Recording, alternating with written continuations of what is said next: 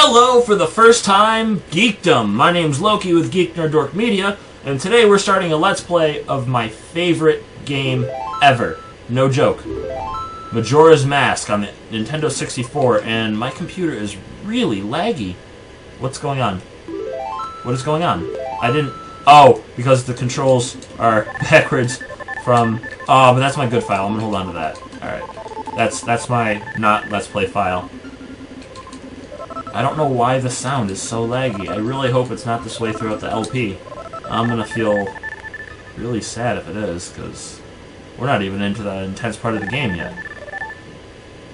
Alright, let's see what happens. In the land of Hyrule, there echoes a legend. A legend held dearly by the royal family that tells of a boy. A boy who, after battling evil and saving Hyrule, crept away from the land that had made him a legend.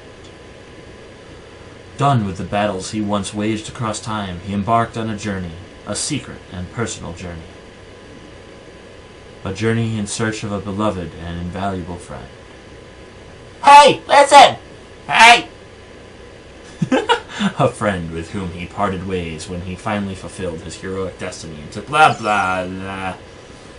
Alright, I told myself I was going to take this LP seriously and actually stay serious with it.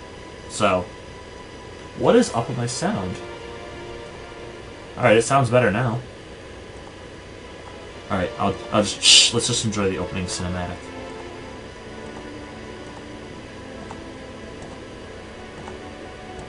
I gotta say, the music really makes this game for me. On top of the, the gameplay and the whole concept of the game, the backstory is just amazing.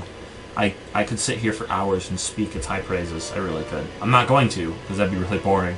Unless this was a game review, which it could be. We'll make it a Let's Play game review. But it's just always been one of my favorites ever since I first laid eyes on it. I knew this was going to be a huge game, and I find myself referencing this game a lot.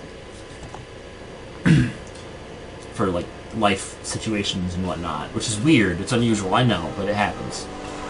I also find myself listening to the soundtrack quite a bit. And eventually I'm going to be making a Fierce Deity cosplay. Like a good one, not, half-assed. And I also want to make a Majora's Mask, and I want to make a Fierce Deity's mask, and so much I want to do. Just, this, I don't know. This game wouldn't necessarily have defined my childhood, per se, but it's definitely the one that I can play over and over again and never get bored. Even if I know how to do everything. Which, the Stone Tower Temple still confuses me, but we'll get to that later. Skull Kid, let me touch it. Sorry. I know this was going to be serious. You can't! You're only 5. What? Alright, that's terrible. I'm sorry. Aw, but this, why can't I try it out too? This is just getting really awkward. I'm sorry. I'm terrible. See, I laugh at everything I say because if I didn't... Wow, it was like out of it. If I didn't laugh at things I said, then no one would laugh.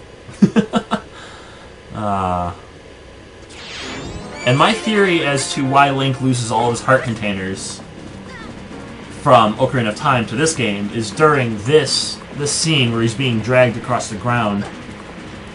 All of the scrapes on his knees and his legs and just all of the grass, dirt, burn. He just loses all of his heart containers. That, and it's a video game. It wouldn't start out with 20 heart containers and get to 40. That'd be ridiculous. But if you want to look at it that way, from Ocarina of Time over to Majora's Mask, he loses a lot of his heart containers during that original, that beginning, thing. I'm so glad the music's working well. I have this on my Nintendo 64, and I was planning on doing the LP straight from there using a capture device that I have. However, I can't figure the capture device out because I'm missing a TV that will actually let me mirror out what I'm doing. So I have to invest in one of those first. So for now, I'm going to do the LP on this ROM, which means I'm using a PS2 styled controller, which means it's going to be a little awkward for me at first. So I apologize in advance. Just so you know, I'm not trying to be a complete noob. It's just how it's going to look. And here we are in the mysterious land of Termina. So ominous, I love it. What's with that stupid horse of yours? That doesn't sound like anything like Majora would sound like to me. I feel like Majora would be really like high-pitched. Even though it's Skull Kid talking, I know. But I still feel like, since the whole... I just thought I'd have a little fun with you. I'm just only reading the ones that make this sound... like, the lines that make this sound really awkward. Majora is just such an interesting antagonist. I know my voice is making me sound like I'm, like, thrilled to be playing this game, and I am. I'm wondering why I'm only capturing at 20 frames a second. I should be capturing at 40. Oh, I really hope this doesn't... I better not look bad. I'll be pissed. What was I saying? Majora. The whole... And I'll go more into depth about Majora later on when we actually get to fight him. But his character is just so mysterious, but so interesting. There's so much you can pull out from his character without being directly told who Majora is. It's just, I don't know, this whole game just has so much subtle backstory that you don't even realize until you actually start thinking about it. It's just amazing. Going back to the whole capture device thing, I honestly think my first Let's Play of the capture device will be a Silent Hill game. Silent Hill, because I love Silent Hill. But, I'm sorry, I'm really getting sidetracked from what's going on. This! I feel like Tail is the gay brother. It's Tattletale, by the way, just so you know.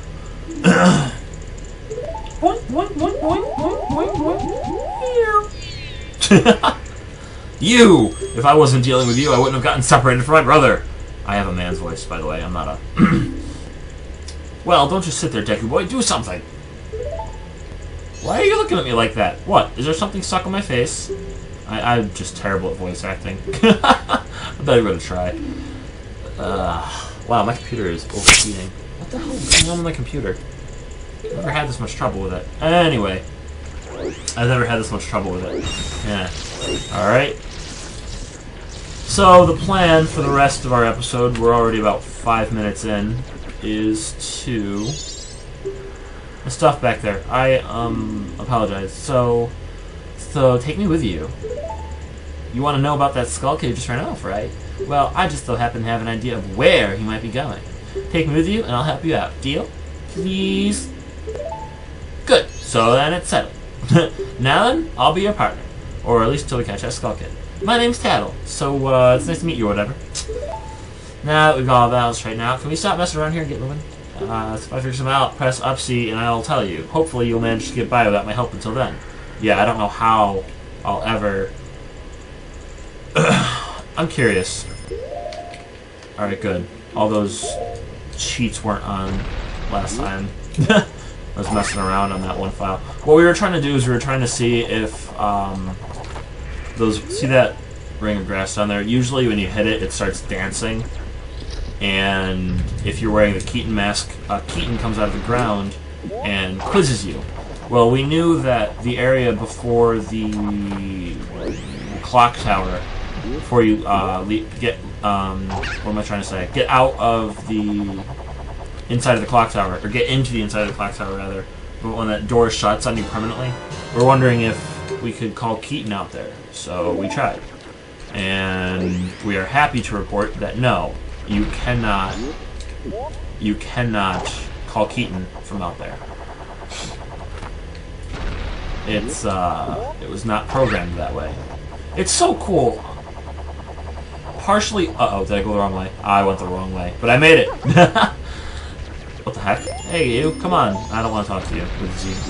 Anyway, it's kind of cool to understand how triggers work and scripts and whatnot when making a video game, because you just kind of recognize, no, this area was not scripted to have the Keaton appear, even though it was simply scripted to have the dancing grass. I'm starting to wonder if that was kind of a last-minute thing when they were programming the game to have the Keaton appear from out of the grass, or if that was pre-planned and they just did the dancing grass outside just to make sure, or just to kind of get the player in the mood for what weird things are going to happen. You've met with a terrible fate, haven't you? Love this character. So creepy, so bizarre, so weird. And I'm going to be saying those 3 words a lot. I own the Happy Mask Shop! Sponsored by Tobuscus. I am not Tobuscus. Tobuscus is Tobuscus. A very important mask was stolen from me by an imp in the woods. So here I'm at a loss, and now I found you. Now, don't think you're rude, but I have been following you. He fell down the hole with me, too. For I know a way to return you to your former self. But I like being a Deku. If you can get back the precious item that was stolen from you, I will return you to normal.